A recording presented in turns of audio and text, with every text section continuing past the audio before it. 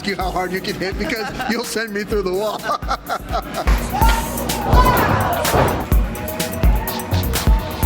There's good days and there's bad days, whether I'm Reggie Rhythm or I'm Sergeant Ben-Ami or I'm Dad.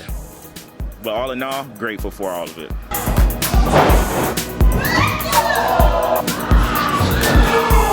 She's one of those parents that, like, if she sees somebody hitting me, she wants to, like, jump over the She's going to jump the guardrail and, like, attack your opponent. She has told me that before, so I'm like, yeah, you can't come to my matches. So, yeah, we're going to leave her at home. Sorry, Mom, you are banned from ringside. Hey guys, welcome back to another interview here on Tone In Entertainment. Today we're at All Caribbean Wrestling here in Miami, and I'm joined by the Haitian Hurricane, Reggie Rhythm. How you doing, Reggie? Well, you know, it's South Florida, so I'm enjoying this ridiculous heat right now.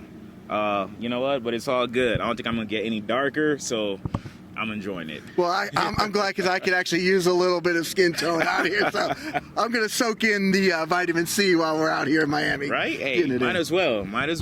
Now we're here at All Caribbean Wrestling. Yes, sir. You are the current champion. Yes, sir. Reigning and defending, baby. Reigning and defending. Next week, you guys are headed over to Trinidad. Right. You got a match against the Pope, Elijah Burke, as well next week. Oh, listen here, man. What better way to solidify just how good you are than getting in the ring with somebody like Pope, right? He's got all the experience, clout, a name. So, you know, I'm just saying, man. Unfortunately for him, Reggie's going to definitely be making his name at Pope's expense, and I'm okay with that.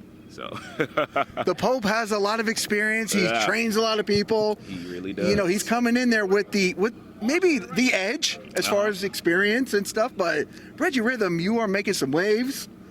You are making your presence known here on the scene.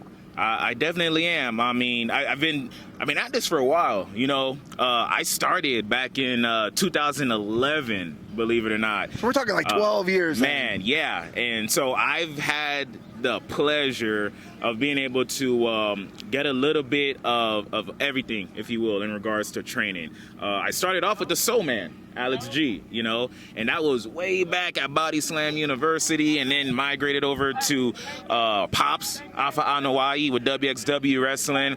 And in between all of that, and even now, I've been blessed by training with Bobby Sanford, you know, Frank Stone, Prime Time, Daryl Davis. I'm talking about some South Florida greats, man.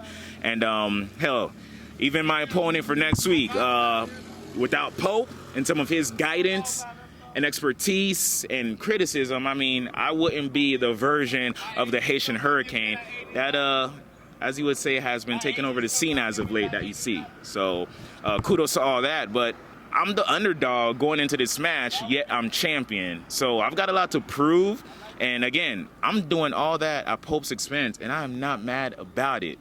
You know what I'm saying? Full grown, ready to rock and roll, and put on the 509. You feel me?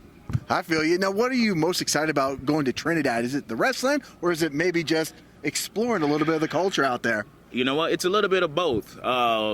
Because why not vacation and party while you're working? So what I'm going to do first is take care of business. Because after I've handled my business, then I can make some room for pleasure. And Trinidad, I mean, I've only been there one other time, and that was when I actually won the All-Caribbean Championship title. And so this time going back to defend it, I'm excited.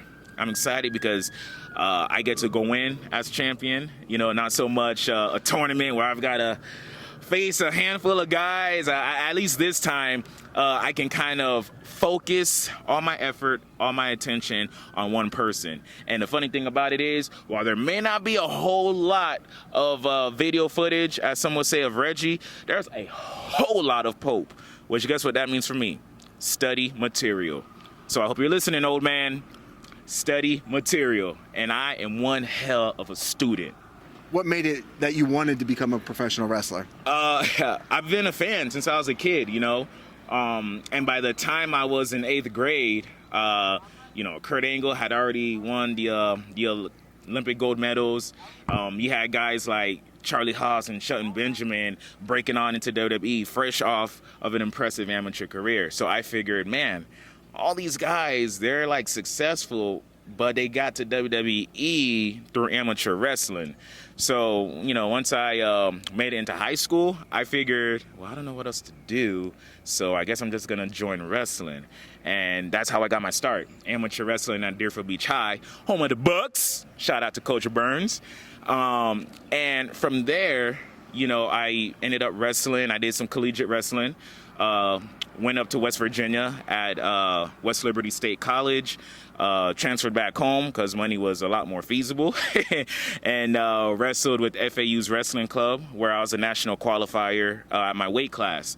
So my amateur background, I fell in love with amateur wrestling, but the love for pro wrestling was always there. And once I was done with collegiate wrestling, I started really getting serious about, okay, I did it, what now, right? Because back then it sounded like there was a whole bunch of advertising for wrestling schools and training. You kind of had to know somebody who knew somebody. And fortunately for me, there was an open house happening at the time, and I met Soul Man Alex G, who himself has a amateur wrestling background. So he took me under his wing, man. Took me under his wing. He taught me, and I got blessed by guys like, again, Frank Stone, Sweet Johnny Velvet, who also took me under their wing, Bobby Sanford. And my knowledge grew, but my appreciation grew for it just as much. And then I reached a point where I was helping train new guys, which just further, reinforced my roots in wrestling, because I found a newfound love. Like, oh, man, so I get to do this and I get to help train, which, for me, helping train just helped my own psychology, my cardio, of course, and just those nuances where, oh, there goes that light bulb. Cool. All from training, guys with less experience than me. So I'm not new to this, but every match I have, especially with opponents like Pope, I take it serious, and God knows I soak it all in, because who knows how much longer you're going to be doing this, So I soak it all in. I'm grateful, appreciative, and champ or no champ, your boy's always hungry, always. How hard was the transition from collegiate wrestling to professional wrestling?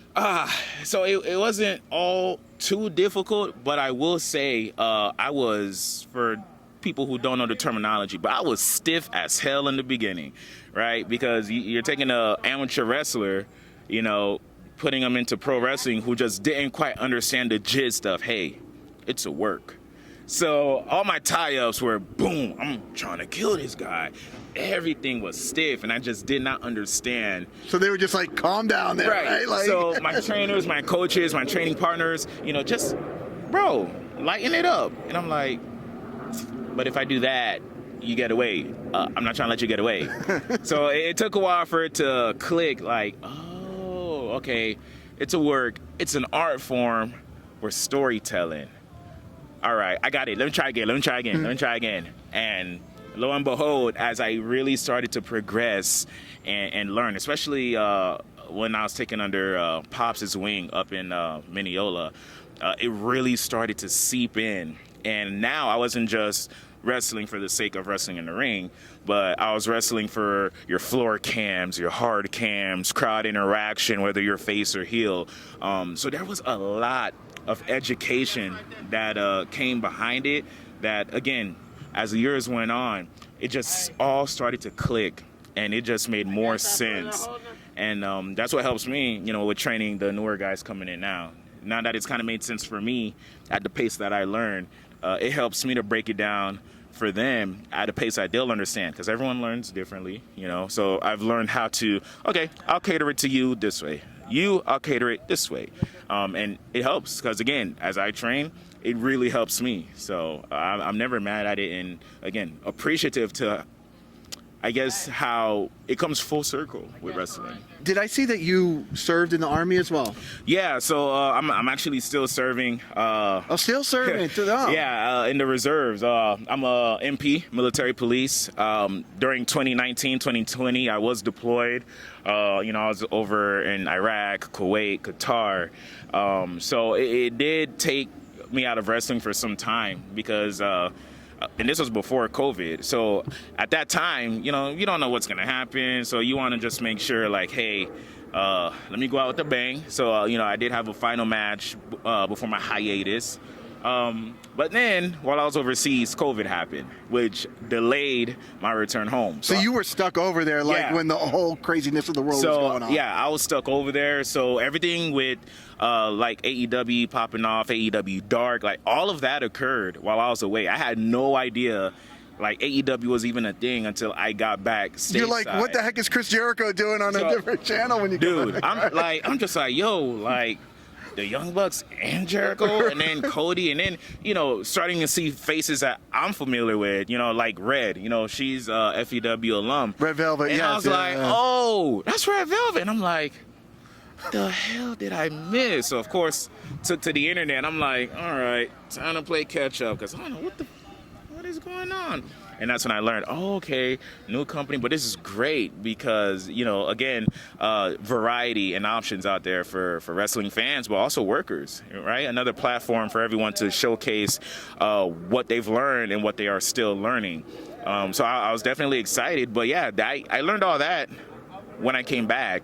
And, even right now, I'm still wrestling, but I'm also still performing my military duty. So for me, honestly, I'm living 3 dreams out all at one time. I wanted to be a pro wrestler. I'm doing that, titles or no titles. I get to perform in a ring at a level that's up here with some incredible talent. I'm also serving in the United States Army. All right. Always wanting to be a soldier. I get to do that. I deployed, came back home safely, and I'm still doing it. And, now I'm a dad. So I get that experience as well, being a legit role model, no matter how many times it takes for me to get it right with them. But I get to do all that. So all 3 dreams. And some people barely get to live one. And I'm living 3 simultaneously. So I got to say I'm blessed, regardless of the lows that may come with them. Because, again, there's good days and there's bad days, whether I'm Reggie Rhythm or I'm Sergeant Ben-Ami or I'm Dad. But all in all, grateful for all of it. Now, you're living those 3 dreams, but how hard is it to be the dad when you're taking on stuff like traveling, stuff like serving? It's I'm not gonna lie to you, it is hard. It is difficult, man. Like I just spent 2 months on military duty, so 2 months away from my son. It was hard, man. It was hard because I'm so used to being with him every single day. Like me and him, we've got a routine. That's my sidekick. So being gone 2 months, it was difficult because when I'm in, Army mode, there's a mindset I need to be in, right? Because I'm not just a soldier, but as a sergeant, I'm also a trainer of soldiers. So I've got a group of younger guys underneath me who I'm training and I'm supervising and who look up to me. And so there's a certain mindset I've got to be in. And it's hard to do that knowing, man, like, I really want to call little man, get him on the phone, even if it's for a few seconds. But, he's not even 2 yet, so all he knows is daddy's gone.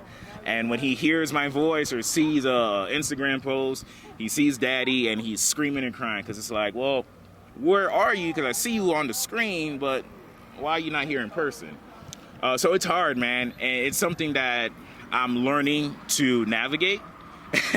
And it'll probably get a bit more manageable as he gets older and he understands.